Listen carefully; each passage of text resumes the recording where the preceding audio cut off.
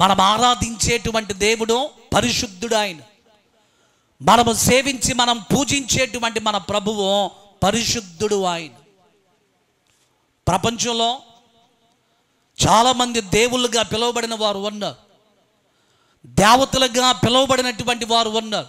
అయితే అందరూ గురిగింజలే, ఒక్క మన ప్రభు తప్పక కదా. ఒక్కొక్కరి జీవితాలు మీరు అధ్యయనం చేయండి. మన ప్రభు వంటి పరిశుద్ధుడు ఎవ్వరు కూడా లేరు.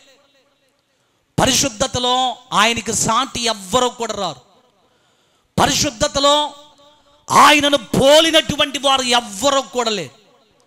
మనము ఆరాధించేటువంటి మన ప్రభువు పరిశుద్ధుడు కనుక ఆయన అంటున్నాడు, నేను పరిశుద్ధుడై ఉన్నాను కనుక మీరు కూడా ఎలా ఉండండి, పరిశుద్ధులుగా ఉండండి అనండి.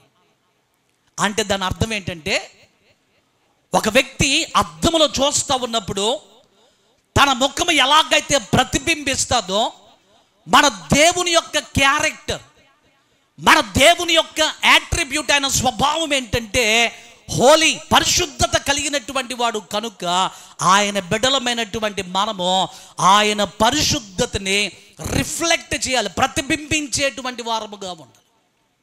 ఆయన బిడ్డలము ప్రతి క్షణము మనం ఎక్కడ ఉన్నా, ఏ చోట ఉన్నా, మనము బ్రతికినంత కాలము ఆయన పరిశుద్ధతని రిఫ్లెక్ట్ చేయాలి. ఆయన పరిశుద్ధతను మనము ప్రతిబింబించేటువంటి వారముగా ఉండాలి. పరిశుద్ధత, గాడ్లీ క్యారెక్టర్, ప్రతిరోజు ఆ గాడ్లీ క్యారెక్టర్ని డెవలప్ చేసుకుంటూ వెళ్ళాలి. ప్రభు యొక్క రక్తములో కడుగబడ్డాం కదా, ప్రభు యొక్క రక్తము చేత విమోచించబడ్డాము కదా, లోక మాలిన్యము నుండి విడిపింపబడి ప్రభువును తెలుసుకున్నాము కదా. ప్రభువుని తెలుసుకున్న నాటి నుండి ఆయన రాకడ పర్యంతం వరకు మనలో దేవుని యొక్క పరిశుద్ధత ప్రతిబింబించాలి.